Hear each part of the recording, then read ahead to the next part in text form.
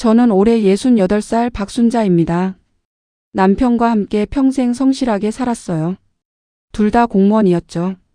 매일 아침 일찍 일어나 출근하고 퇴근하면 집안일을 하고 그렇게 30년을 살았습니다.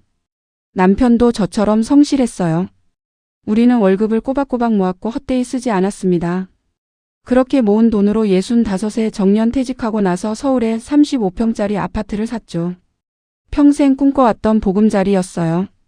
드디어 이제 좀 쉴 수 있겠다 싶었습니다. 매달 250만 원씩 나오는 연금으로 조용히 살 생각이었어요. 남편과 함께 여행도 다니고 취미생활도 즐기면서요. 하지만 그 꿈은 오래가지 못했습니다. 어느 날 남편이 갑자기 쓰러졌어요. 뇌출혈이었죠. 병원에 실려갔지만 소용없었습니다. 평생 건강하게 살았는데 이제 막 쉬려고 하는데 그렇게 세상을 떠났어요. 2년 전 일입니다. 그때 저는 정말 무너졌어요. 아침에 눈을 뜨면 남편이 없다는 게 믿기지 않았죠. 밥을 해도 혼자 먹고 텔레비전을 봐도 혼자 보고 모든 게 외로웠습니다. 친구들이 위로해줬지만 집에 돌아오면 또 혼자였어요. 그렇게 한참을 힘들어했습니다. 울기도 많이 울었죠. 하지만 시간이 지나면서 조금씩 회복했어요. 이제는 그럭저럭 평범하게 지내고 있었습니다. 저한테는 아들이 한 명 있어요. 민준이라고 올해 32입니다. 착한 아이예요. 성실하고 책임감도 있고요. 민준이는 3년 전에 결혼을 했는데 모아놓은 돈이 많지 않아서 서울에는 집을 구하지 못했죠. 그래서 인천 쪽에 작은 전세집을 얻었어요. 아내 수진이랑 둘이 살면서 서울로 출퇴근했습니다. 민준이는 IT 회사에서 개발자로 일했고 수진이는 마케팅 회사에 다녔어요. 둘 다 직장이 서울 강남이었거든요. 처음에는 괜찮다고 했어요. 신혼이니까 둘만의 공간이 있는 게 좋다고 했죠. 그런데 1년쯤 지나니까 너무 힘들다고 하더라고요. 출퇴근하는데 왕복 3시간 반씩 걸려요. 아침 5시 반에 일어나서 저녁 9시에 집에 들어온다고 했어요. 평일에는 거의 집에서 자기만 한다고 했죠. 제가 봐도 민준이 얼굴이 많이 지쳐 보였어요. 어느 날 민준이가 조심스럽게 말했습니다. 엄마, 우리 잠깐만 엄마 집에서 살면 안 될까? 출퇴근이 너무 힘들어. 저는 조금도 망설이지 않았어요. 아들이 힘들다는데 도와줘야죠. 게다가 저 혼자 사는 게 외로웠으니까요. 그래, 들어와서 살아라. 엄마 혼자 사는 집인데 뭐. 그렇게 민준이와 수진이가 들어왔습니다. 그게 1년 전 일이에요. 처음에는 정말 좋았어요. 집에 사람이 있으니 외롭지 않았죠. 수진이도 착해 보였습니다. 저한테 공손하게 대했고 주말에는 집안일도 도와줬어요. 어머님, 제가 설거지 할게요. 어머님, 장 보러 같이 가실래요? 말도 예쁘게 했고 웃는 얼굴도 밝았습니다. 저는 수진이가 정말 좋은 며느리라고 생각했어요. 퇴근하면 같이 저녁을 먹고 주말에는 함께 근처 공원도 산책하고 마트에도 다녔죠. 저는 이게 가족이라고 느껴졌습니다. 서로 도우며 사는 거라고요. 민준이도 출퇴근이 편해져서 좋아했어요. 이제 아침에 30분이면 회사에 도착한다고 했죠. 저녁에도 일찍 들어와서 여유가 생겼다고 했고요. 저는 그저 행복했습니다. 남편이 없어서 외로웠는데 아들과 며느리가 함께 있으니 집에 생기가 돌았거든요. 저녁 식탁에 앉아 있으면 세 식구가 이런저런 이야기를 나눴어요. 민준이가 회사에서 있었던 일을 얘기하고 수진이가 재미있는 광고 이야기를 하고 저도 옛날 이야기를 들려주곤 했죠. 엄마, 오늘 팀장님이 제 프로젝트 칭찬하셨어요. 어머님, 저희 회사에서 웃긴 일이 있었는데요. 그 모습이 참 좋았습니다. 가족이 함께 밥을 먹고 이야기를 나누는 게 이렇게 행복한 일인지 새삼 느꼈어요. 남편이 살아있을 때는 당연하게 생각했던 건데 말이죠. 혼자 살면서 이런 게 그리웠구나 싶었습니다. 주말에는 수진이가 저를 도와 집안일을 했어요. 빨래를 개면서 이런저런 이야기를 나누고 설거지를 하면서 웃기도 했죠. 어머님, 민준이 어렸을 때 어땠어요? 그 녀석이 초등학교 때 말이지. 저는 수진이가 정말 좋은 며느리라고 생각했습니다. 요즘 젊은 사람들은 시어머니랑 같이 사는 걸 싫어한다는데 수진이는 불평 한마디 없었거든요. 오히려 제가 더 편하게 해주려고 노력했어요. 수진이가 좋아할 만한 반찬을 만들고 방 정리도 제가 해줬어요. 두 사람은 직장 다니느라 바쁘니까요. 그렇게 2달 정도가 지났습니다. 저는 정말 평온했어요. 남편을 잃고 외로웠던 시간들이 조금씩 아물어가는 것 같았죠. 아들과 며느리와 함께 사는 게 이렇게 좋은 일인지 새삼 깨달았습니다. 아침에 일어나면 민준이와 수진이가 출근 준비를 하는 소리가 들렸고 저녁이 되면 돌아오는 발소리가 들렸어요. 그 소리들이 저한테는 큰 위안이었습니다. 집에 생기가 도는 게 느껴졌죠. 혼자 살 때는 너무 조용해서 답답했는데 이제는 달랐어요. 저는 매일 행복했습니다. 이런 날들이 계속되면 좋겠다고 생각했어요. 남편이 없어서 슬펐지만 아들과 며느리가 있어서 외롭지 않았죠. 저는 이게 제 새로운 일상이라고 생각했습니다. 그리고 이 일상이 계속될 거라고 믿었어요. 하지만 그건 제 착각이었습니다. 그리고 2달쯤 지났을 때였나요? 어느 토요일 오후였습니다. 수진이가 조심스럽게 말을 꺼냈어요. 어머님, 저희 엄마가 무릎이 좀 안 좋아서요. 병원 치료 받으러 서울로 올 건데 1달 정도만 여기서 지내도 될까요? 부산에 살고 계시는 장모님이 서울로 온다는 얘기였어요. 저는 잠깐 망설였습니다. 사실 장모님을 집에 모시는 건 부담스러웠거든요. 다른 사람도 아니고 장모님이잖아요. 같이 산다는 게 쉬운 일이 아닌데 말이죠. 하지만 아픈 사람인데 어떻게 거절하겠어요? 수진이가 저를 보는 눈빛도 간절했고요. 그래서 고개를 끄덕였습니다. 그래, 알겠어. 서울에 좋은 병원 많으니까 여기서 치료 잘 받으셔야지. 감사합니다, 어머님. 수진이 얼굴이 확 밝아졌어요. 며칠 뒤 수진이 어머니가 오셨어요. 성함은 김영희 씨라고 했습니다. 나이는 65이라고 했고요. 짐을 들고 들어오는 모습을 보니 무릎이 많이 불편해 보였어요. 무릎 보호대를 차고 있었고 걸음걸이도 조심스러웠죠. 한 걸음 한 걸음 내디딜 때마다 얼굴을 찡그렸습니다. 저는 안 됐다는 생각이 들었어요. 무릎이 정말 많이 아파 보였죠. 장모님, 여기서 편히 쉬세요. 병원 치료 잘 받으시고요. 아이고, 폐 끼치게 돼서 죄송합니다. 최대한 빨리 치료받고 다시 부산으로 내려갈게요. 아니에요. 치료 받으실 때까지 편히 계세요. 장모님은 처음에 정말 조심스러워했어요. 밥 먹을 때도 눈치를 보고 말도 아껴서 했죠. 저한테 뭘 부탁할 때도 미안해 하면서 말했어요. 수진이도 어머니한테 신경을 많이 썼습니다. 퇴근하면 바로 어머니 방으로 가서 이것저것 물어보고 필요한 거 없냐고 물어보고 했죠. 저도 최대한 편하게 해주려고 노력했어요. 아픈 사람인데 불편하게 하고 싶지 않았거든요. 일주일 정도는 정말 조용했습니다. 장모님은 주로 방에 누워 있었고 병원에 갈 때는 수진이가 데려다 주곤 했어요. 저는 식사만 준비해 드렸죠. 장모님은 밥 먹을 때 나오셔서 조용히 드시고 다시 방으로 들어가셨어요. 저는 이 정도면 괜찮다고 생각했습니다. 1달만 참으면 되니까요. 그런데 조금씩 이상한 일들이 생기기 시작했습니다. 일주일쯤 지나니까 장모님이 거실에 나와 계시기 시작했어요. 소파에 앉아서 텔레비전을 보시더라고요. 처음에는 그러려니 했습니다. 방에만 있으면 답답하니까요.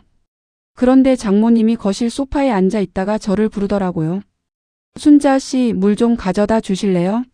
부탁드려서 죄송해요. 처음에는 저한테 부탁하는 게 당연하다고 생각했어요. 아픈 사람이 물 달라는데 당연히 갖다 줘야죠. 저는 부엌에 가서 물을 따라 드렸습니다. 그런데 그게 한두 번이 아니었어요.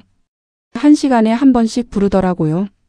물도 갖다 달라고 하고 리모컨도 가져다 달라고 하고 이것저것 심부름을 시켰습니다. 저는 처음에는 아픈 사람이니까 하고 참았어요. 무릎이 아프니까 움직이기 힘들 거라고 생각했죠. 그런데 며칠 지나니까 점점 말투가 변하기 시작했습니다. 처음에는 조심스럽게 부탁하던 게 어느새 당연하게 시키는 말투로 바뀌었어요. 미안하다는 말도 없어졌고요. 순자 씨, 과일 좀 깎아주세요. 순자 씨, 이거 좀 치워줘요. 순자 씨, 청소 좀 해주세요. 저는 뭔가 이상하다는 느낌이 들었지만 그냥 넘어갔습니다. 아픈 사람이니까요. 그런데 더 이상한 건 수진이었습니다. 처음에는 집안일을 도와주더니 어느새 소파에 앉아서 지시만 하더라고요. 퇴근하고 오면 바로 소파에 엄마랑 나란히 앉아 있습니다. 저는 부엌에서 저녁 준비를 하고 있는데 말이죠. 어머님, 오늘 저녁은 뭐 해주실 거예요? 수진이가 소파에 앉은 채로 물었어요. 분명 예전에는 같이 준비했었는데요. 저는 뭔가 이상하다는 느낌이 들었지만 그냥 넘어갔습니다. 친정 엄마가 여기 있으니까 수진이도 엄마 챙기느라 바쁠 거라고 생각했거든요. 며칠이 더 지났습니다. 장모님과 수진이는 매일 같이 소파에 앉아 있었어요. 텔레비전을 보거나 핸드폰을 만지작거리면서요. 저는 혼자 집안일을 다 했습니다. 청소도 하고 빨래도 하고 밥도 하고요. 처음에는 그러려니 했어요. 친정 엄마가 아프니까 수진이가 엄마 곁에 있어줘야 한다고 생각했죠. 그런데 민준이는 어떻게 된 걸까요? 제가 이 모든 일들을 겪는 동안 민준이는 대체 뭘 하고 있었을까요? 사실 저는 처음에 눈치채지 못했어요. 제가 장모님과 수진이 때문에 바빴거든요. 두 사람 시중 드느라 정신이 없었죠. 그런데 어느 날 문득 깨달았습니다. 민준이가 너무 조용하다는 걸요. 예전에는 퇴근하면 거실로 와서 소파에 앉아 쉬곤 했어요. 텔레비전도 보고 핸드폰도 하고 저랑 이야기도 나누고요. 그런데 요즘은 달랐습니다. 퇴근하면 바로 자기 방으로 들어가더라고요. 그리고 한참 뒤에 나와서 밥만 먹고 다시 방으로 들어갔어요. 처음에는 회사 일이 바빠서 그런가 보다 했습니다. 개발자는 야근도 많이 하고 스트레스도 많이 받는다고 하잖아요. 그런데 어느 날 저녁이었습니다. 민준이가 퇴근해서 집에 들어왔어요. 저녁 8시쯤이었죠. 다녀왔습니다. 민준이가 현관에서 작은 목소리로 말했습니다. 그런데 거실에서 장모님 목소리가 들렸어요. 민준아, 빨리 들어와. 엄마 발 좀 주물러줘. 오늘 병원 다녀와서 너무 아파. 저는 깜짝 놀랐습니다. 뭐라고요? 발을 주무르라고요? 민준이는 대답도 하지 않았어요. 그냥 방으로 들어가더니 옷을 갈아입고 나왔습니다. 그리고 거실로 갔죠. 저는 부엌에서 저녁 준비를 하면서 슬쩍 봤어요. 민준이가 소파에 앉은 장모님 앞에 무릎을 꿇고 앉아 있었습니다. 그리고 장모님 발을 주무르고 있었어요. 아이고 그렇지. 거기 좀 더 세게 눌러봐. 장모님이 말했습니다. 편하게 소파에 기대 앉아서요. 수진이는 옆에서 핸드폰을 보고 있었어요. 마치 당연한 일이라는 듯이요. 저는 믿을 수가 없었습니다. 직장에서 퇴근해서 집에 온 아들이 장모님 발을 주물러주고 있다니요. 그것도 무릎을 꿇고요. 저는 뭐라고 해야 할지 몰랐어요. 그냥 지켜보고만 있었죠. 30분쯤 지났을까요? 민준이가 일어나려고 했습니다. 이제 그만. 아니야, 조금만 더. 어깨도 좀 주물러줘. 장모님이 말했습니다. 민준이는 한숨을 쉬었어요. 하지만 거절하지 못했습니다. 그리고 다시 장모님 뒤에 서서 어깨를 주물러주기 시작했어요. 저는 그 모습을 보면서 화가 났습니다. 이게 뭐 하는 거예요? 민준이는 장모님 안마사가 아니잖아요.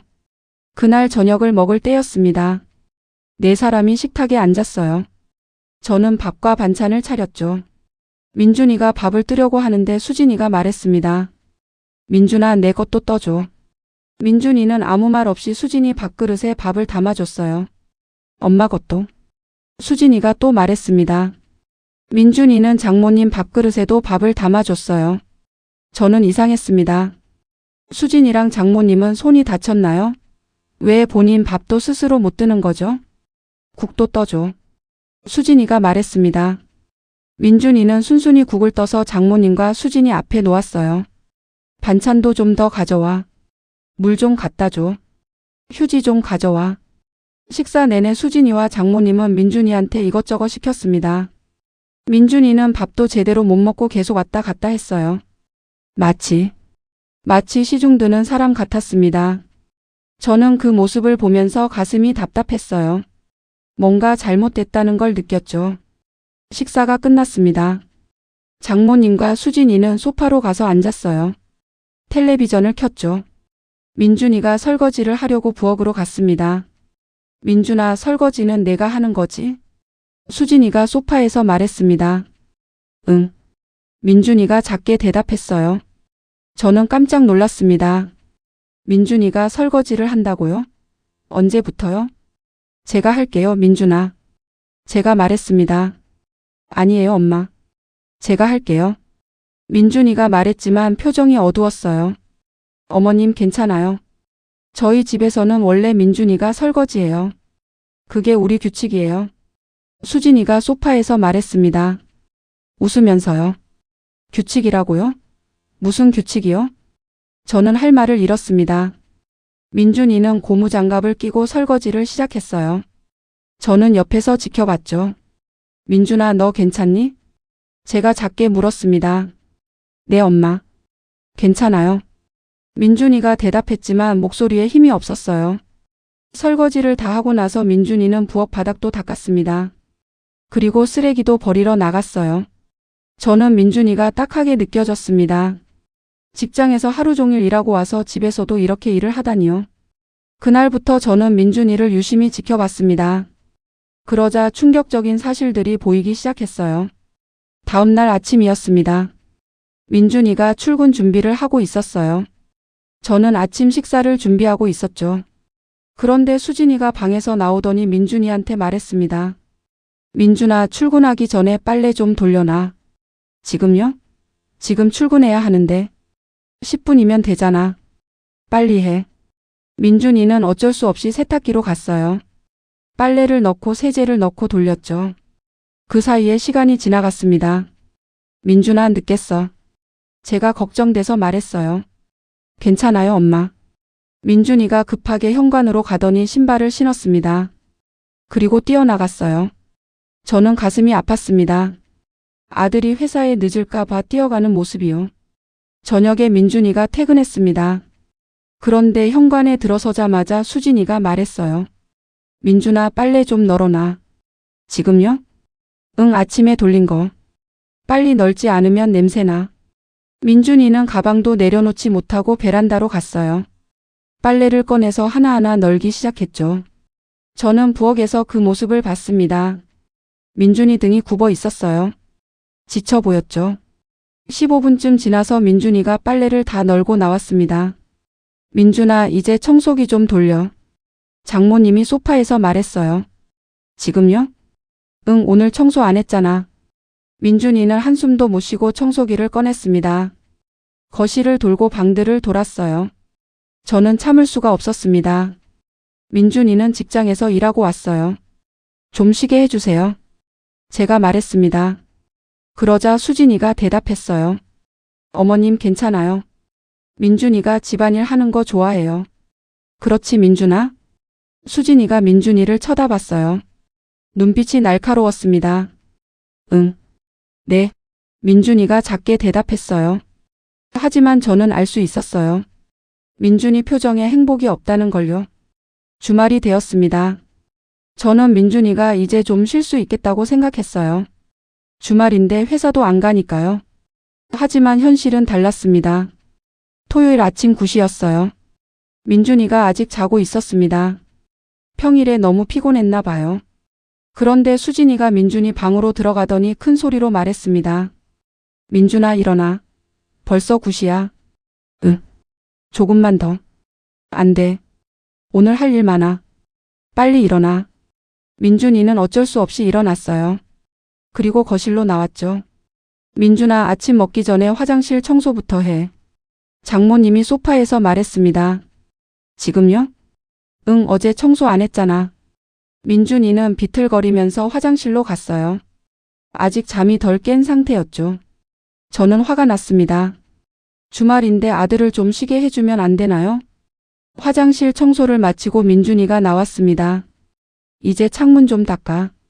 수진이가 말했어요. 창문이요? 응, 베란다 창문. 너무 더러워. 민준이는 걸레를 들고 베란다로 갔어요. 35평 아파트의 베란다 창문은 꽤 컸습니다. 민준이는 1시간 넘게 창문을 닦았어요. 그 사이에 수진이와 장모님은 소파에서 텔레비전을 봤습니다. 저는 참다 못해 말했어요. 민준이 혼자 하지 말고 같이 하면 안 돼요? 그러자 수진이가 대답했습니다. 어머님, 저희 엄마는 무릎이 아프시잖아요. 그리고 저는 손톱 관리를 어제 해서 물 묻히면 안 돼요. 손톱 관리요? 그게 이유가 되나요? 점심시간이 되었습니다. 저는 점심을 준비했어요. 민준이는 계속 일하고 있었죠. 민준아, 밥 먹어. 제가 불렀습니다. 네, 엄마. 민준이가 손을 씻고 나왔어요. 네 사람이 식탁에 앉았습니다. 민준아, 반찬 좀 더 가져와. 민준아, 물 좀 갖다 줘. 민준아, 숟가락 하나 더 필요해. 식사 중에도 계속 민준이를 불렀어요. 민준이는 밥 한 숟가락 먹고 일어나고 또 한 숟가락 먹고 일어나고를 반복했습니다. 저는 그 모습을 보면서 눈물이 날 것 같았어요. 식사가 끝났습니다. 민준아, 설거지. 수진이가 말했어요. 민준이는 묵묵히 설거지를 했습니다. 그리고 설거지가 끝나자마자 또 다른 일이 기다리고 있었어요. 민준아, 마트 좀 다녀와. 이거 사야 해. 장모님이 쇼핑 목록을 건넸습니다. 종이에 빼곡하게 써 있었어요.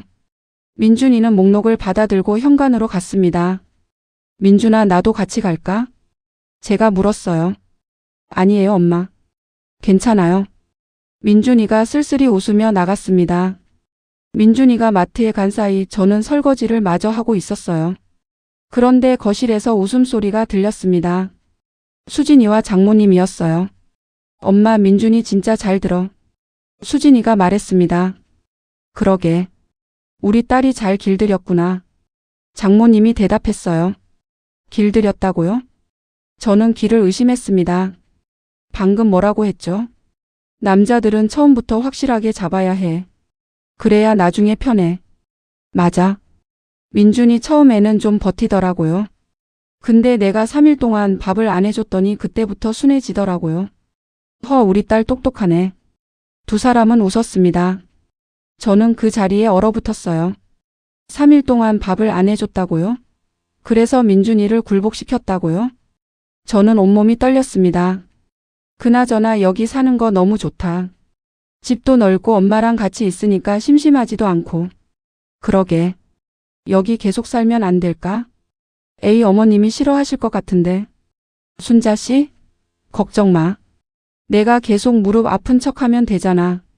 그럼 못 쫓아내. 저는 충격을 받았습니다. 무릎 아픈 척이라고요? 거짓말이었다고요? 엄마 무릎 이제 괜찮아요? 완전히 나았어. 한 달 전에 의사가 완치됐다고 했거든. 근데 일부러 말 안 하고 있는 거야. 역시 엄마. 두 사람은 손뼉을 치며 웃었습니다. 저는 부엌 싱크대에 손을 짚었어요. 다리에 힘이 풀렸거든요. 이게 무슨 일이에요? 장모님은 멀쩡한데 아픈 척을 하고 있었고 수진이는 민준이를 길들였다고 자랑하고 있었어요. 그리고 두 사람은 제 집에 계속 살 계획을 하고 있었습니다. 그나저나 민준이 월급날 다음 주잖아. 이번에는 내가 갖고 싶은 가방 있는데. 사. 민준이 돈으로 사면 되지. 그렇지? 어차피 민준이 돈은 우리 돈이니까. 당연하지. 남편 돈은 아내 돈이야. 저는 더 이상 들을 수가 없었습니다. 민준이 월급까지 마음대로 쓰고 있었다니요. 저는 조용히 제 방으로 들어갔어요. 그리고 문을 닫았습니다. 방에 앉아서 저는 한참을 멍하니 있었어요. 제 아들이 저 두 사람한테 학대를 당하고 있었습니다. 현대판 노예처럼요. 그리고 제 집에서 벌어지고 있는 일이었어요. 저는 눈물이 났습니다. 화가 나고 슬펐어요. 제가 어떻게 해야 할까요? 어떻게 하면 민준이를 구할 수 있을까요? 1시간쯤 지나서 민준이가 마트에서 돌아왔습니다. 다녀왔습니다. 민준이가 현관에서 말했어요. 왔어? 빨리 정리해. 수진이가 소파에서 말했습니다. 민준이는 무거운 쇼핑백 여러 개를 들고 부엌으로 왔어요. 저는 부엌에 나가서 민준이를 도와줬습니다. 엄마 괜찮아요. 제가 할게요. 아니야, 엄마가 도와줄게. 우리는 함께 장을 정리했어요. 민준이 손을 보니 쇼핑백 자국이 빨갛게 나 있었습니다. 무거운 걸 들어서요. 민준아. 제가 민준이를 불렀어요. 네, 엄마? 너 괜찮니? 민준이는 잠시 멈췄어요. 그리고 저를 봤습니다. 민준이 눈에 눈물이 맺혔어요. 하지만 금방 고개를 돌렸습니다. 괜찮아요, 엄마. 걱정 마세요. 민준이가 작게 말했어요. 하지만 저는 알 수 있었어요. 민준이가 괜찮지 않다는 걸요. 그날 저녁이었습니다. 민준이가 장을 정리하고 나서 쉬려고 했어요. 그런데 수진이가 말했습니다. 민준아, 저녁 먹고 나서 욕실 청소해야 해. 오늘은 너무 피곤한데. 내일 하면 안 될까? 안 돼. 오늘 해야 해. 수진아, 제발. 뭐? 지금 나한테 대드는 거야? 수진이 목소리가 차갑게 변했습니다. 민준이는 입을 다물었어요. 알았어, 할게. 민준이가 고개를 숙였습니다. 저는 그 모습을 보면서 가슴이 찢어지는 것 같았어요. 저녁 식사가 끝나고 민준이는 욕실로 갔습니다. 1시간 넘게 청소를 했어요. 밤 11시가 다 되어서야 나왔습니다. 다 했어? 수진이가 물었어요. 응. 확인해 봐야겠네. 수진이가 욕실로 갔습니다. 장모님도 따라갔어요. 저도 뒤따라 갔습니다. 여기 물때 좀 봐. 이게 청소한 거야? 수진이가 손가락으로 타일을 가리켰어요. 다시 해. 수진아, 너무 피곤해. 다시 하라고. 수진이가 소리쳤습니다. 민준이는 다시 청소도구를 들었어요. 저는 더 이상 참을 수가 없었습니다. 그만해요. 제가 소리쳤어요. 세 사람이 저를 봤습니다. 민준이는 이미 충분히 했어요. 이제 그만 쉬게 해주세요. 어머님, 이건 저희 부부 일이에요. 수진이가 차갑게 말했습니다. 부부 일이라고요? 이건 학대예요. 제가 소리쳤습니다. 거실이 조용해졌습니다. 엄마, 괜찮아요. 제가 할게요. 민준이가 저를 말렸어요. 민준아, 너는 왜 이렇게 당하고만 있니? 엄마. 괜찮아요. 저는 괜찮아요. 민준이가 고개를 숙였습니다. 저는 민준이를 보면서 깨달았어요. 민준이는 이미 포기한 것 같았습니다. 저항할 힘도 없어 보였어요. 다음 날 아침 저는 일찍 일어났습니다. 민준이는 이미 출근한 뒤였어요. 요즘 민준이는 새벽 6시에 일어나서 7시에 출근한다고 했거든요. 수진이가 아침 6시에 깨워서 아침 준비를 시킨다고 했어요. 저는 조용히 거실로 나갔습니다. 장모님과 수진이는 아직 자고 있었어요. 두 사람은 보통 10시쯤 일어났죠. 저는 부엌 서랍에서 제 오래된 핸드폰을 꺼냈습니다. 예전에 쓰던 건데 아직 작동이 됐어요. 이걸로 녹음하고 사진을 찍기로 했습니다. 먼저 장모님 방을 조심스럽게 열어봤어요. 문소리가 나지 않게 천천히요. 장모님은 깊이 주무시고 계셨습니다. 그런데 제 눈에 뭔가 보였어요. 침대 옆 탁자에 서류들이 놓여 있었습니다. 저는 조심스럽게 다가갔어요. 그리고 서류를 봤죠. 병원 진료 기록지였습니다. 저는 핸드폰을 꺼내서 사진을 찍었어요. 진료 기록지에는 이렇게 써 있었습니다. 무릎 연골 손상 마이너스 물리치료 완료. 완치 소견. 일상생활 가능. 날짜는 1달 전이었어요. 1달 전에 이미 완치됐다고요? 그럼 지금까지 계속 거짓말을 한 거잖아요. 저는 더 찾아봤습니다. 서랍을 조심스럽게 열어보니 카드 영수증들이 있었어요. 백화점 영수증, 옷가게 영수증, 화장품 영수증. 금액을 보니 깜짝 놀랐습니다. 한 번에 50만 원, 80만 원씩 쓴 기록이 있었어요. 저는 그것도 전부 사진으로 찍었습니다. 그때였습니다. 어머님? 뒤에서 목소리가 들렸어요. 저는 깜짝 놀라서 돌아봤습니다. 수진이가 서 있었어요. 잠옷 차림으로요. 아, 수진아. 깜짝이야. 여기서 뭐 하세요? 수진이 얼굴이 굳어 있었어요. 아, 사돈 드실 물을 가져다 드리려고. 저는 재빨리 핸드폰을 주머니에 넣으면서 거짓말을 했습니다. 그러세요? 근데 손에 물컵이 없으신데요? 수진이가 의심스러운 눈빛으로 저를 봤어요. 아, 맞다. 깜빡했네. 이제 가져올게. 저는 서둘러 방을 나왔습니다. 가슴이 두근거렸어요. 들킬 뻔했죠.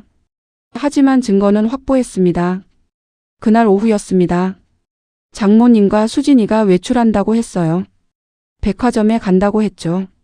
어머님, 저희 나갔다 올게요. 그래, 다녀와. 두 사람이 나가는 걸 확인한 저는 기다렸습니다. 10분쯤 지나서 저는 민준이 방으로 갔어요. 민준이 방은 항상 정돈되어 있었습니다. 민준이가 깔끔한 성격이거든요. 책상 위에 노트북이 있었어요.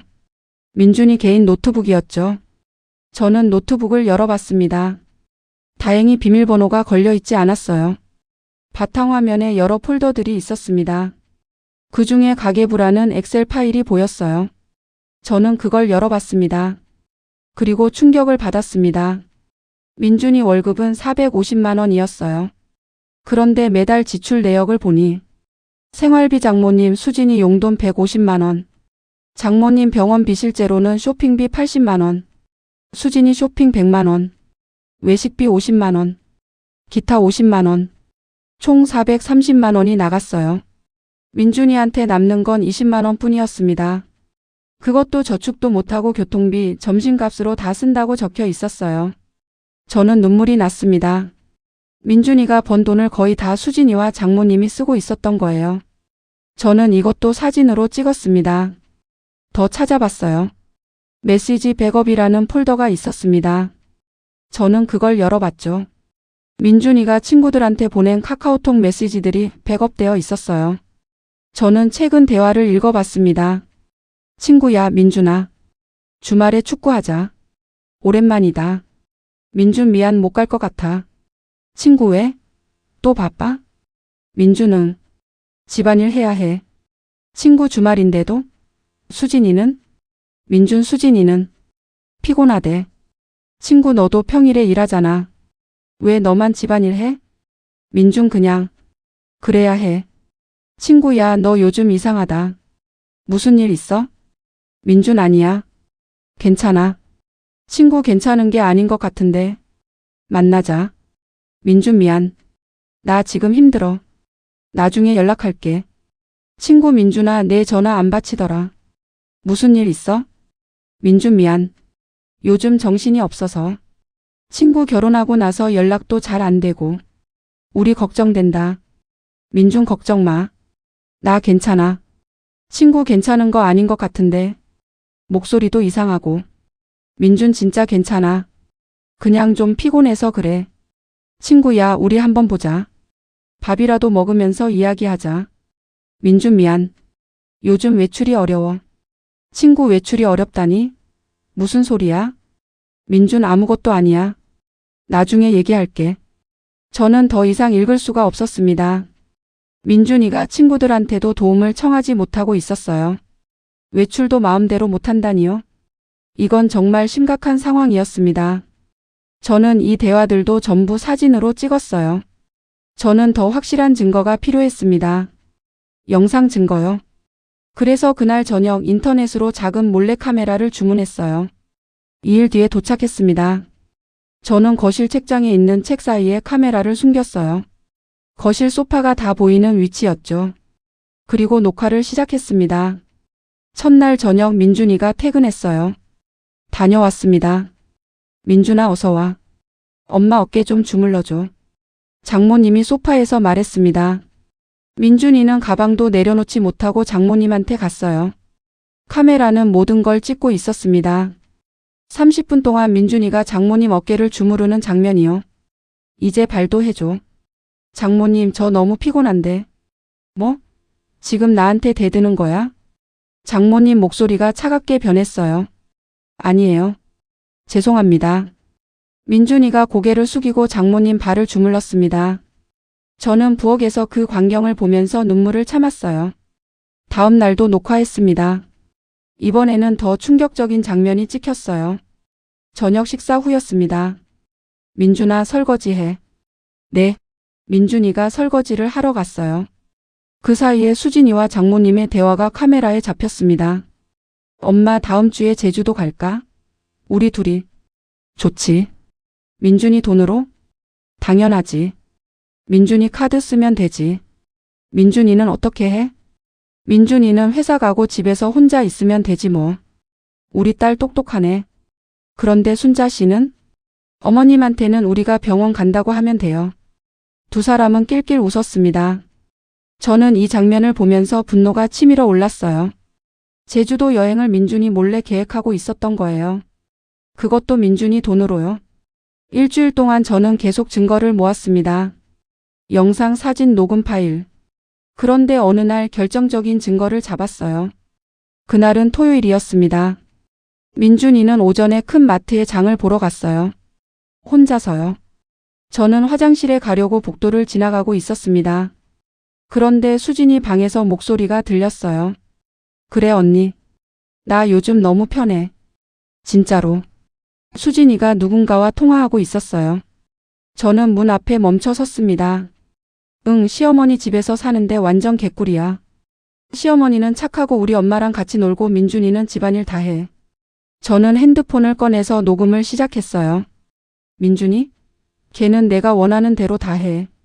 처음에 좀 버티길래 밥을 안 해줬거든. 그랬더니 바로 순해지더라.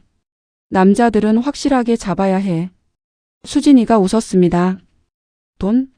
민준이 월급 거의 다 내가 써. 민준이한테는 용돈만 주고. 그것도 한 달에 20만 원? 그 돈으로 교통비, 점심값 해결하라고 했어. 저는 녹음을 계속했어요.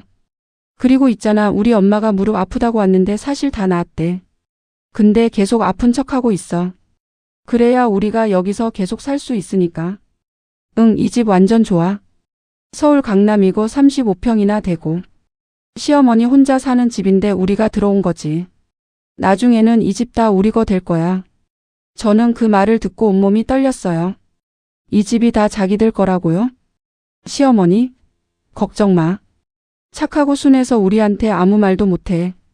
그리고 설마 친아들 와이프를 쫓아내겠어? 절대 그럴 리 없어. 맞아. 우리 완전 승리한 거지. 민준이는 노예처럼 부리고 집은 공짜로 쓰고 돈은 마음대로 쓰고.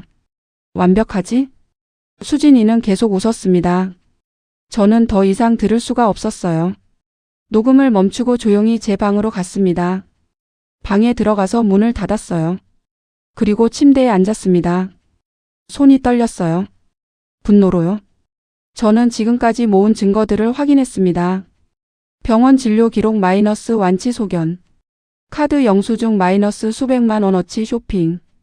민준이 가계부 마이너스 월급의 95% 착취. 민준이 친구들과의 대화 마이너스 고립된 상황. 몰래카메라 영상 마이너스 학대 장면. 녹음 파일 마이너스 수진이의 자백. 모든 증거가 갖춰졌습니다. 이제 뭘 해야 할까요? 다음 주 월요일 저는 법률사무소를 찾아갔습니다. 민준이한테도 말하지 않았어요. 아직은 때가 아니라고 생각했거든요. 법률사무소는 집 근처에 있었습니다.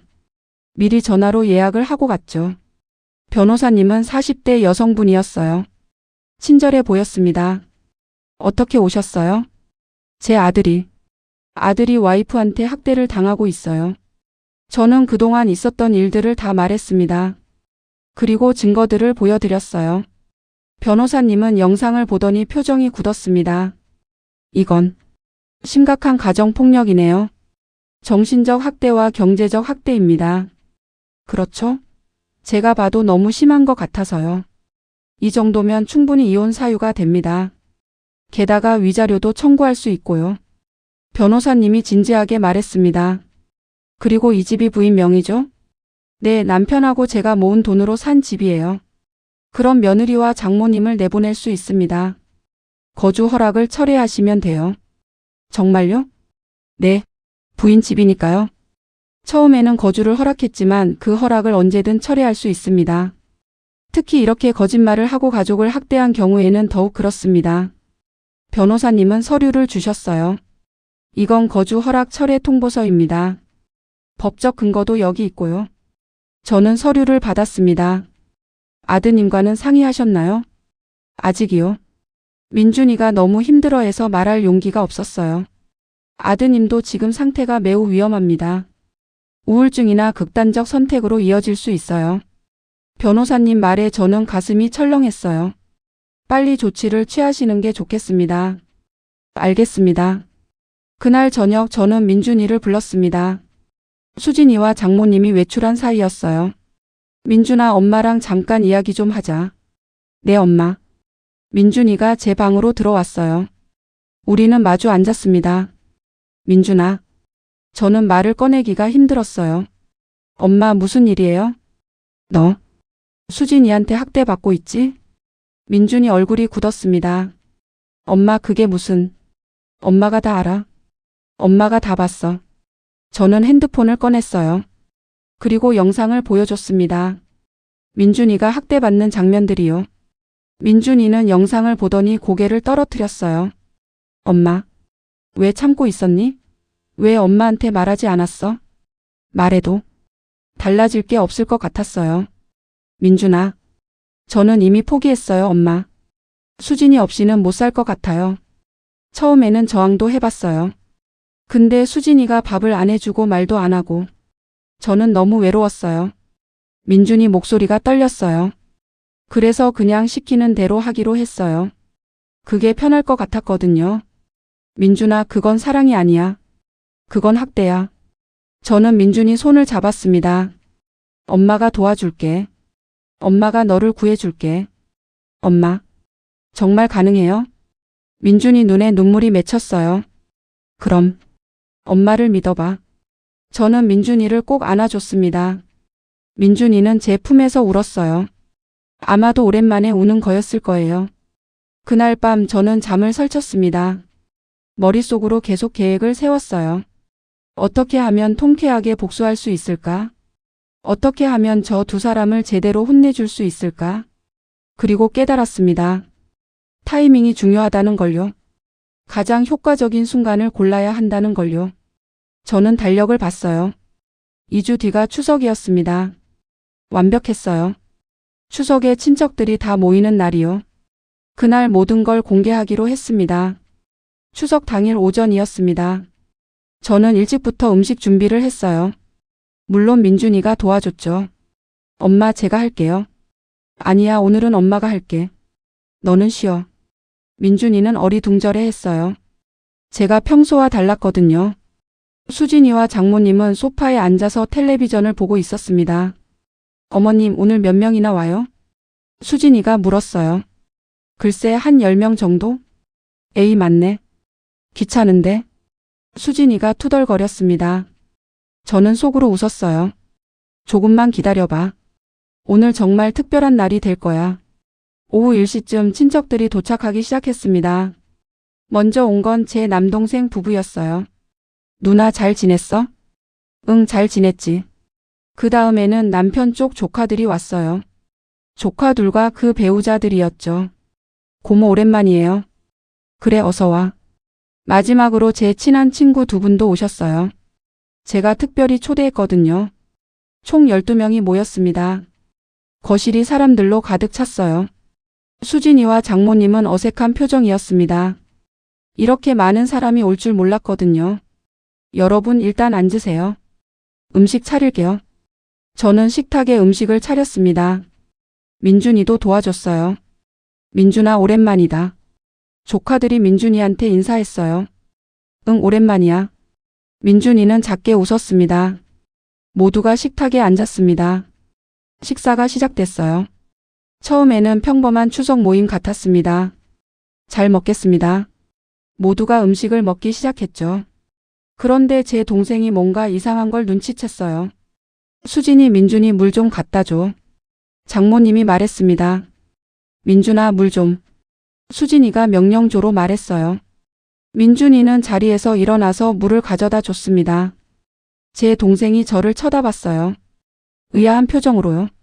민준아, 김치 좀 더 가져와. 민준아, 저기 반찬 좀 이리 줘. 민준아, 휴지 좀 가져와. 식사 내내 수진이와 장모님은 민준이한테 이것저것 시켰습니다. 친척들이 하나둘씩 눈치채기 시작했어요. 조카 하나가 작게 속삭였습니다. 민준이, 형 왜 저래? 하인처럼 부리네. 분위기가 조금씩 이상해졌어요. 민준이는 밥도 제대로 못 먹고 계속 왔다 갔다 했습니다. 저는 아무 말도 하지 않았어요. 다들 보고 있으니까요. 식사가 끝났습니다. 민준아, 설거지해. 수진이가 당연하다는 듯이 말했어요. 잠깐만. 제가 끼어들었습니다. 설거지는 나중에 해도 돼. 지금은 다 같이 앉아서 이야기 좀 하자. 어머님, 근데 설거지는 빨리 해야. 나중에 해도 된다니까. 저는 단호하게 말했습니다. 수진이는 입을 다물었어요. 모두가 거실로 이동했습니다. 소파와 의자에 둘러앉았죠. 저는 가운데 서서 말했습니다. 오늘 여러분을 부른 이유가 있어요. 친척들이 저를 봤어요. 오늘 여러분께 보여드릴 게 있어서요. 누나, 무슨 일인데? 동생이 물었습니다. 지금부터 보여드릴 영상을 보시면 알 거예요. 저는 텔레비전을 켰습니다. 그리고 준비해둔 USB를 연결했어요. 수진이와 장모님 얼굴이 하얗게 질렸습니다. 어머님, 그게 뭐예요? 수진이가 떨리는 목소리로 물었어요. 보면 알아요. 저는 재생 버튼을 눌렀습니다. 첫 번째 영상이 재생됐습니다. 민준이가 장모님 발을 주무르는 장면이었어요. 무릎을 꿇고요. 아이고 거기 좀 더 세게 눌러봐. 장모님 목소리가 들렸습니다. 친척들이 술렁이기 시작했어요. 저게 뭐야? 민준이가 왜 저러고 있어? 다음 장면이 나왔습니다. 민준이가 식사 중에 계속 심부름하는 장면이었어요. 민준아 물. 민준아 반찬. 민준아 휴지. 민준이는 밥 한 숟가락 먹고 일어나고를 반복했습니다. 이게 대체? 조카 중 하나가 말했어요. 다음은 주말 장면이었습니다. 민준이가 혼자 청소하고 빨래하고 설거지하는 장면이요. 그 사이에 수진이와 장모님은 소파에서 텔레비전을 보고 있었어요. 민준아 창문도 닦아. 민준아 화장실 청소 다시 해. 제대로 안 했어. 친척들 얼굴이 굳어갔습니다. 이건 학대 아니야? 동생이 충격받은 표정으로 말했어요. 영상이 계속 재생됐습니다. 가장 충격적인 장면이 나왔어요. 밤 11시 민준이가 욕실 청소를 하는 장면이었습니다. 이미 한 번 청소했는데 다시 하라고 시키는 장면이요. 여기 물때 봐. 다시 해. 수진아 너무 피곤해. 다시 하라고. 수진이가 소리치는 장면이 나왔습니다. 그리고 민준이가 무릎 꿇고 욕실 바닥을 닦는 모습이요. 거실이 조용해졌습니다. 아무도 말을 하지 못했어요. 영상이 끝났습니다. 저는 두 번째 USB를 연결했습니다. 이번에는 녹음 파일이에요. 저는 재생 버튼을 눌렀어요. 수진이와 장모님의 대화가 흘러나왔습니다. 처음에 방에서 했던 대화요. 엄마 여기서 그냥 같이 살자. 여기 너무 편하지 않아? 그럴까? 혼자 살다가 여기 오니까 누가 다 해줘서 너무 편하고 좋다. 사실 지금 허리 다 나았는데 일부러 말 안 하고 있잖아. 그래 알았어. 계속 무릎 보호대 차고 아픈 척 할게. 친척들이 장모님을 쳐다봤어요. 장모님은 고개를 숙였습니다. 다음 녹음이 재생됐어요. 수진이가 친구한테 전화하는 내용이었습니다. 민준이? 걔는 내가 원하는 대로 다 해. 처음에 좀 버티길래 밥을 안 해줬거든. 그랬더니 바로 순해지더라. 돈? 민준이 월급 거의 다 내가 써. 민준이한테는 용돈만 줘. 한 달에 20만 원. 이 집 완전 좋아. 나중에는 이 집 다 우리 거 될 거야. 시어머니? 착하고 순해서 우리한테 아무 말도 못해. 친척들이 경악했습니다. 이게 무슨 소리야? 이건 범죄 아니야? 수진이는 얼굴이 새하얗게 질려서 아무 말도 못했어요. 저는 프린트한 서류들을 꺼냈습니다. 이건 장모님 병원 진료 기록이에요. 저는 서류를 친척들한테 돌렸어요. 한 달 전에 이미 완치 판정을 받으셨어요. 그런데 계속 아픈 척 하셨죠. 장모님은 아무 말도 못했습니다. 그리고 이건 민준이 가계부예요. 저는 다음 서류를 보여줬어요. 민준이 월급은 450만 원입니다. 그런데 여기 보세요. 저는 항목들을 가리켰어요. 생활비 명목으로 150만 원, 병원비라고 하고 실제로는 쇼핑비로 80만 원, 수진이 개인 쇼핑 100만 원. 총 430만 원을 쓰고 민준이한테 남는 건 20만 원 뿐이에요. 친척들이 충격받은 표정으로 서류를 봤어요. 이건 경제적 학대야. 조카 중 하나가 소리쳤습니다. 그리고 이건 카드 영수증이에요. 저는 영수증 사본들을 보여줬어요. 백화점에서 한 번에 80만 원씩 쇼핑한 내역들이에요. 다 민준이 카드로요. 그리고 이건 민준이가 친구들한테 보낸 메시지예요. 저는 메시지 내용을 프린트한 종이를 보여줬어요. 외출이 어려워 집안일 해야 해 요즘 힘들어. 민준이는 친구들한테도 도움을 청하지 못할 만큼 고립되어 있었어요. 동생이 벌떡 일어났습니다. 수진 씨, 이게 대체 무슨 짓이에요? 저는 수진이가 말을 더듬었어요. 민준이를 노예처럼 부린 거잖아요. 이게 부부예요? 이게 가족이에요? 조카들도 일어났습니다. 민준이 형 왜 말 안 했어요? 우리한테 말했으면 도와줬는데. 민준이는 고개를 숙이고 울고 있었어요. 제 친구 중 한 분이 장모님한테 말했습니다. 장모님 무릎이 멀쩡한데 왜 아픈 척 하신 거예요? 그것도 친정 딸한테 시켜서 민준이를 괴롭힌 거예요? 장모님은 대답하지 못했습니다. 그리고 이 집이 나중에 자기들 거라고요? 이건 순자 씨 집인데? 죄송합니다. 정말 죄송합니다. 장모님이 고개를 숙였어요. 하지만 저는 용서할 생각이 없었습니다. 죄송하다는 말로 끝날 일이 아니에요. 제가 차갑게 말했습니다. 저는 가방에서 서류를 하나 더 꺼냈어요. 이건 법률사무소에서 받은 거주 허락 철회 통보서예요. 친척들이 서류를 받습니다. 이 집은 제 남편하고 제가 평생 모은 돈으로 산 거예요. 제 단독 명의고요. 처음에 민준이가 출퇴근이 힘들다길래 들어오라고 했어요. 그리고 장모님이 아프다길래 치료받으라고 했고요.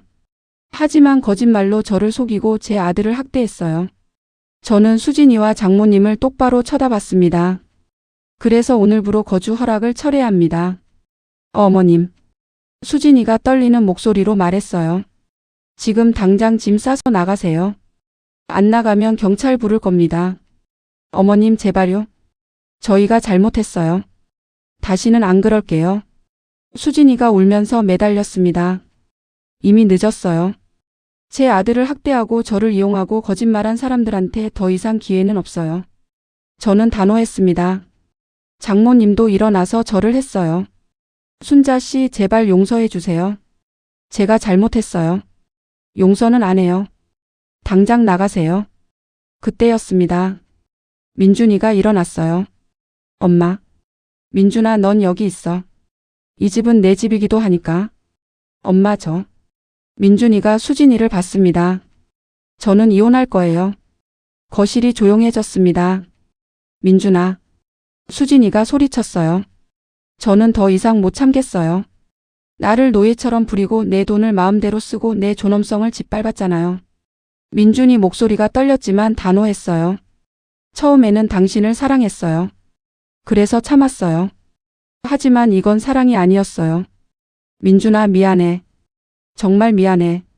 다시 시작하자. 제발. 수진이가 울면서 매달렸습니다. 늦었어요. 당신은 나를 한 번도 사랑한 적이 없잖아요. 그저 이용했을 뿐이잖아요. 민준이가 수진이한테서 돌아섰습니다. 이혼 서류는 변호사 통해서 보낼게요. 저는 현관문을 열었습니다. 나가세요. 지금 당장. 순자 씨. 나가라고요. 제가 소리쳤어요. 친척들도 일어났습니다. 빨리 나가세요. 더 이상 볼 것도 없어요. 동생이 말했어요. 수진이와 장모님은 어쩔 수 없이 일어났습니다. 짐은 내일 택배로 보내줄게요. 지금은 그냥 나가세요. 저는 단호했습니다. 수진이와 장모님은 핸드백만 들고 현관으로 걸어갔어요. 민준아. 수진이가 마지막으로 민준이를 불렀습니다. 하지만 민준이는 돌아보지 않았어요. 두 사람은 현관문을 나갔습니다. 문이 닫혔어요. 문이 닫히자 거실이 조용해졌습니다. 그리고 잠시 후. 잘했어 누나. 동생이 소리쳤어요. 정말 잘하셨어요 고모. 조카들도 박수를 쳤습니다. 모두가 저를 격려해줬어요. 순자 씨 정말 대단해요. 용기 있는 결정이었어요. 친구가 제 손을 잡았습니다. 저는 민준이를 봤어요. 민준이는 소파에 앉아서 울고 있었습니다. 저는 민준이 옆에 앉았어요. 민준아. 엄마. 고마워요. 엄마가 아니었으면 저는 평생 저렇게 살았을 거예요. 민준이가 제 품에 안겼습니다. 저는 민준이를 꼭 안아줬어요. 괜찮아. 이제 다 끝났어. 엄마가 지켜줄게. 주변에서 친척들이 같이 울었습니다. 감동적인 순간이었어요. 그날 저녁 저는 경찰에 신고했습니다. 가정폭력 신고하려고요. 저는 모든 증거를 경찰에게 제출했어요. 영상 녹음 서류들 전부요. 경찰은 심각하게 받아들였습니다. 이 정도면 정신적 학대, 경제적 학대에 해당합니다. 수사를 시작하겠습니다. 며칠 후 수진이한테 경찰 조사 통보가 갔어요. 그리고 민준이는 정식으로 이혼 소송을 제기했습니다. 변호사는 승소 가능성이 매우 높다고 했어요. 이 정도 증거면 위자료도 충분히 받을 수 있습니다. 한 달이 지났습니다. 민준이는 많이 회복됐어요. 얼굴에 생기가 돌아왔고 웃음도 많아졌습니다. 엄마 오늘 친구들이랑 축구하고 왔어요. 그래? 재밌었니? 네, 오랜만에 정말 재밌었어요. 민준이가 활짝 웃었습니다. 이혼 소송은 진행 중이었어요. 수진이는 잘못을 인정하고 합의 이혼에 동의했습니다. 위자료 5천만 원을 민준이한테 주기로 했고요. 장모님은 부산으로 돌아갔어요. 그리고 다시는 연락이 없었습니다. 저와 민준이는 다시 평온한 일상을 찾았어요. 아침에 같이 밥 먹고 저녁에 함께 텔레비전 보고 주말에는 같이 산책하고. 이게 진짜 가족이었어요. 서로를 존중하고 배려하고 사랑하는 거요. 추석날 복수를 한 지 6개월이 지났습니다. 많은 일들이 있었어요. 먼저 민준이 이혼이 정식으로 성립됐습니다. 법원은 수진이의 정신적, 경제적 학대를 인정했어요. 피고 김수진은 원고 박민준에게 위자료 7천만 원을 지급할 것. 판사님이 판결을 내렸습니다. 처음 합의안보다 2천만 원이 더 늘어난 금액이었어요. 민준이는 그 돈으로 새 출발을 준비했습니다. 그리고 수진이는 가정폭력으로 벌금형을 받았어요. 200만 원이었죠. 많은 금액은 아니었지만 정과 기록이 남았습니다. 이제 취직도 어렵겠네요. 변호사님이 말했어요. 저는 그게 당연한 결과라고 생각했습니다. 장모님은 어떻게 됐냐고요? 부산으로 돌아간 후 장모님도 힘든 시간을 보냈다고 들었어요. 동네에 소문이 났거든요. 김영희 씨가 멀쩡한데 아픈 척하고 사위를 괴롭혔대. 부산은 서울보다 작은 도시예요. 소문이 빠르죠. 장모님은 동네 사람들 눈을 피해 다녔다고 합니다. 그리고 6개월 후 제게 편지가 왔어요. 장모님한테서요. 편지를 열어봤습니다. 손편지였어요. 편지지가 여러 장이었죠. 순자씨께 정말 오랜만에 펜을 듭니다. 어떻게 얼굴을 보겠습니까? 어떻게 전화를 하겠습니까? 그래서 이렇게 편지를 씁니다. 먼저 진심으로 사과드립니다. 제가 욕심에 눈이 멀어서 선호님을, 아니 민준이를 괴롭혔습니다. 그리고 순자 씨의 친절을 악용했습니다. 제 딸 수진이를 잘못 키웠습니다. 딸에게 남자를 어떻게 다루는지 어떻게 이용하는지만 가르쳤습니다. 그게 인생을 사는 방법이라고 생각했습니다. 하지만 틀렸습니다. 그건 사랑이 아니었습니다. 학대였습니다. 이제야 깨달았습니다. 너무 늦었지만요. 수진이는 지금 고시원에서 살고 있습니다. 일자리를 구하지 못해서 아르바이트로 겨우 생계를 유지하고 있습니다. 저는 부산에서 혼자 살고 있습니다. 동네 사람들이 저를 쳐다봅니다. 손가락질합니다. 하지만 당연한 일입니다. 제가 받아야 할 벌입니다. 민준이한테 전해주세요. 정말 미안하다고. 그리고 행복하게 살라고. 순자 씨도 건강하시길 바랍니다. 용서는 바라지 않습니다. 그럴 자격이 없으니까요. 김영희 올림. 편지를 다 읽고 나서 저는 한참을 생각했습니다. 용서해야 할까요? 아니요. 아직은 아니었습니다. 하지만 미움도 없어졌어요. 그냥 불쌍하다는 생각만 들었습니다. 잘못된 가치관으로 인생을 살다가 모든 걸 잃은 사람들이요. 민준이는 완전히 달라졌어요. 6개월 전과는 다른 사람 같았습니다. 엄마, 저 회사에서 승진했어요. 정말? 축하한다. 민준이는 팀장으로 승진했어요. 일도 잘하고 동료들한테도 인기가 많았죠. 민준이 형 정말 밝아졌어요. 예전하고 완전 달라요. 회사 후배가 저한테 말했어요. 그리고 민준이는 새로운 취미도 생겼습니다. 주말마다 등산을 다녔어요. 엄마, 등산 가고 오겠습니다. 조심해서 다녀와. 민준이는 산을 오르면서 마음의 상처를 치유했다고 했어요. 산 위에서 내려다보면 제 고민이 얼마나 작은지 느껴져요. 민준이가 웃으면서 말했습니다. 그리고 친구들과도 자주 만났어요. 축구도 하고 술도 마시고 여행도 다녔죠. 엄마, 이번 주말에 친구들이랑 강릉 가요. 그래, 재밌게 다녀와. 민준이는 자유를 되찾았습니다. 진짜 자유요. 어느 날 저녁이었습니다. 민준이와 둘이 저녁을 먹고 있었어요. 엄마. 응? 저. 요즘 만나는 사람이 있어요. 저는 깜짝 놀랐습니다. 진짜? 누군데? 회사 동료예요. 디자이너인데. 정말 좋은 사람이에요. 민준이 얼굴이 빨개졌어요. 그래? 언제 소개시켜 줄 거야? 조금만 더 만나보고요. 이번에는 신중하게 하고 싶어요. 그래, 천천히 해. 엄마는 내가 행복하면 돼. 저는 진심으로 말했습니다. 민준이가 웃었어요. 엄마 고마워요. 엄마가 아니었으면 저는 지금도 수진이한테 붙잡혀 있었을 거예요. 아니야. 내가 용기를 낸 거야. 엄마가 먼저 용기를 보여줬잖아요. 우리는 서로를 보며 웃었습니다. 저도 변화가 있었어요. 친구들을 더 자주 만났습니다. 순자야, 정말 잘했어. 내가 용감했어. 친구들이 저를 칭찬했어요. 그리고 저는 새로운 취미를 시작했습니다. 요가예요. 할머니 자세가 좋으시네요. 요가 선생님이 칭찬했어요. 저는 일주일에 3번 요가를 했습니다. 몸도 건강해지고 마음도 평온해졌어요. 그리고 봉사활동도 시작했습니다. 독거노인 분들께 도시락을 배달하는 봉사였어요.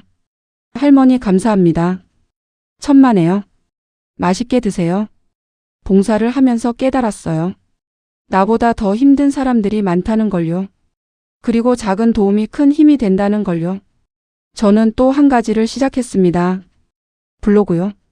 제 이야기를 블로그에 썼어요. 그랬더니 정말 많은 사람들이 댓글을 달았습니다. 저도 비슷한 상황이에요.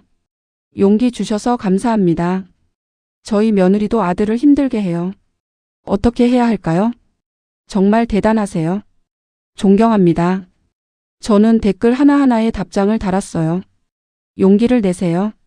가족이라는 이름으로 학대를 참을 필요는 없어요. 증거를 모으세요. 그게 제일 중요해요. 아들을 사랑한다면 행동하세요. 많은 사람들이 저한테 감사 인사를 했습니다. 그리고 실제로 행동에 옮기는 분들도 있었어요. 순자 씨 덕분에 용기를 냈어요. 며느리한테 제대로 말했어요. 제 아들이 드디어 이혼했어요. 이제 행복해 보여요. 그 이야기들을 들으면서 저는 뿌듯했습니다. 제 경험이 다른 사람들한테 도움이 된다니요. 복수를 한 지 1년이 지났습니다. 그날은 민준이 생일이었어요. 엄마, 제 여자친구 소개시켜 줄게요. 진짜? 드디어. 저는 설렜습니다. 저녁 6시 초인종이 울렸어요. 안녕하세요, 어머님. 문을 열자 예쁜 여성이 서 있었습니다. 어머님, 저는 이지은이라고 해요. 민준이 회사 동료예요. 그래요, 어서 와요. 지은 씨는 정말 밝고 착한 사람이었어요. 저녁을 먹으면서 이런저런 이야기를 나눴죠. 어머님, 민준이한테 많이 들었어요. 정말 존경스럽습니다. 아니에요. 제가 한 건 당연한 일이에요. 저는 민준이가 정말 좋아요. 성실하고 착하고. 그리고 제 일도 존중해줘요. 지은 씨가 민준이를 보면서 웃었어요. 민준이도 웃었습니다. 두 사람의 눈빛을 보면서 저는 알 수 있었어요. 진짜 사랑이라는 걸요. 서로를 존중하고 배려하는 사랑이요. 저녁 식사가 끝나고 설거지를 하는데 지은 씨가 왔어요. 어머님, 제가 도와드릴게요. 아니야, 괜찮아. 아니에요. 같이 해요. 우리는 함께 설거지를 했습니다. 어머님, 저는 민준이를 절대 힘들게 하지 않을게요. 약속해요. 지은 씨가 진지하게 말했어요. 우리는 서로 돕고 살 거예요. 평등하게요. 그래, 그게 진짜 부부야. 저는 지은 씨 손을 잡았습니다. 민준이 잘 부탁해요. 네, 어머님. 맡겨주세요. 지은 씨가 환하게 웃었어요. 저는 안심이 됐습니다. 민준이가 드디어 진짜 행복을 찾은 것 같았어요. 이 모든 일을 겪으면서 저는 많은 걸 깨달았습니다. 첫째, 가족이라고 해서 모든 걸 참을 필요는 없다는 것. 가족이라는 이름으로 학대를 정당화해서는 안 됩니다. 사랑은 존중에서 시작해요. 서로를 존중하지 않는다면 그건 가족이 아니에요. 둘째, 증거가 정말 중요하다는 것. 제가 증거를 모으지 않았다면 아무도 믿지 않았을 거예요. 그럴 리가 없어요. 오해일 거예요. 라고 말했을 거예요. 하지만 영상과 녹음은 거짓말을 하지 않았습니다. 셋째, 용기가 필요하다는 것. 저는 처음에 무서웠어요. 내가 이러면 민준이가 더 힘들어지는 건 아닐까? 가족이 깨지는 건 아닐까? 하지만 행동하지 않으면 아무것도 변하지 않아요. 용기를 내야 합니다. 넷째, 혼자가 아니라는 것. 제 주변에는 저를 도와줄 사람들이 많았어요. 동생, 조카들, 친구들, 변호사님. 도움을 요청하는 걸 두려워하지 마세요. 다섯째, 시간이 약이라는 것. 민준이는 처음에 많이 힘들어했어요. 상처가 깊었거든요. 하지만 시간이 지나면서 조금씩 회복했습니다. 지금은 완전히 새로운 사람이 됐어요. 포기하지 마세요. 시간은 흐릅니다. 이 영상을 보시는 여러분께 말씀드리고 싶어요. 혹시 지금 누군가한테 학대를 당하고 계신가요? 배우자한테, 가족한테, 친구한테. 참지 마세요. 가족이니까, 사랑하니까 나중에 나아질 거야 라고 생각하지 마세요. 학대는 시간이 지나도 나아지지 않습니다. 오히려 더 심해질 뿐이에요. 증거를 모으세요. 영상, 녹음, 사진, 문자, 메시지. 모든 걸 기록하세요. 그리고 도움을 요청하세요. 가족, 친구, 경찰, 변호사, 상담센터. 혼자가 아니에요. 그리고 용기를 내세요. 변화는 행동에서 시작됩니다. 무섭고 두렵겠지만 첫걸음을 내디드세요. 반대로 혹시 누군가를 학대하고 계신가요? 이 정도는 괜찮아, 다른 집도 다 이래 라고 생각하시나요? 아닙니다. 학대는 학대예요. 정신적으로든 육체적으로든 경제적으로든 상대방을 존중하지 않는 모든 행동이 학대입니다. 지금이라도 멈추세요. 진심으로 사과하세요. 그리고 변화하세요. 나중에 후회하기 전에요. 수진이와 장모님처럼 모든 걸 잃기 전에요. 지금 저와 민준이는 정말 행복하게 살고 있어요. 매일 아침 함께 밥을 먹고 저녁에는 함께 산책을 합니다. 주말에는 민준이가 지은 씨를 데려와요. 셋이서 같이 영화도 보고 외식도 하고 이야기도 나눕니다. 어머님, 다음 달에 저희 결혼해요. 민준이가 어느 날 말했습니다. 진짜? 네, 작은 결혼식으로 할 거예요. 가까운 사람들만 초대하고요. 저는 눈물이 났어요. 기쁜 눈물이었죠. 축하한다, 민준아. 엄마 덕분이에요. 엄마가 저를 구해줬잖아요. 아니야. 내가 용기를 낸 거야. 우리는 서로 껴안았습니다. 민준이와 지은 씨의 결혼식은 정말 아름다웠어요. 작은 결혼식이었지만 사랑이 가득했습니다. 신랑 신부가 입장합니다. 민준이와 지은 씨가 손을 잡고 걸어왔어요. 두 사람 얼굴에는 미소가 가득했습니다. 민준아, 행복하게 살아라. 제가 축사를 할 차례였어요. 너는 힘든 시간을 겪었어.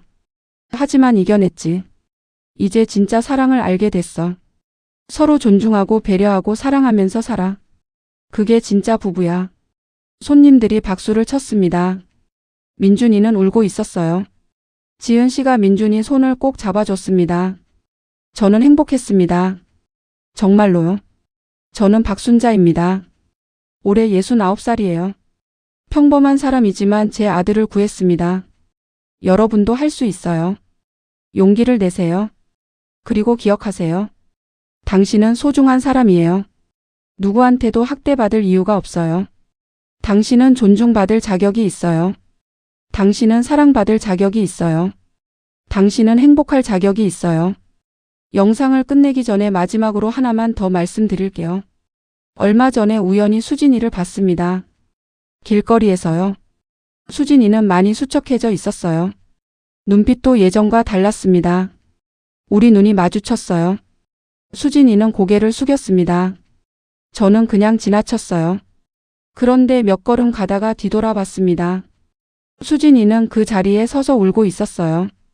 저는 한참을 망설였습니다. 그리고 돌아갔습니다. 수진 씨. 수진이가 깜짝 놀라서 저를 봤어요. 인생은 길어요. 지금부터라도 제대로 살아요. 어머님. 누군가를 이용하거나 괴롭히지 말고 정직하게 살아요. 죄송합니다. 정말 죄송합니다. 수진이가 계속 울었어요. 저는 더 이상 말하지 않았습니다. 그냥 돌아서서 걸어갔어요. 용서한 건 아니에요. 하지만 미움도 없어졌어요. 그냥 각자의 삶을 살아가는 거죠. 여러분 정말 긴 시간 함께 해주셔서 감사합니다. 이 이야기가 여러분의 인생에 조금이라도 도움이 되었으면 좋겠어요. 구독과 좋아요, 알림 설정 부탁드립니다. 여러분의 이야기도 댓글로 남겨주세요. 함께 나누고 함께 위로하고 함께 성장해요. 그럼 다음 영상에서 또 만나요. 여러분 행복하세요. 그리고 사랑하세요. 진짜 사랑으로요. 안녕히 계세요. 박순자 올림.